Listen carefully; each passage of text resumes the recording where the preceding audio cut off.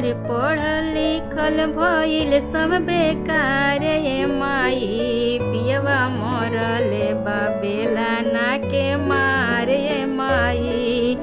नैहर खेलल कूदल भइल बा पहाड़ ये माई, पियवा मरले बा बेलना के मार ये माई। पियवा मरले बा बेलना के मार ये माई।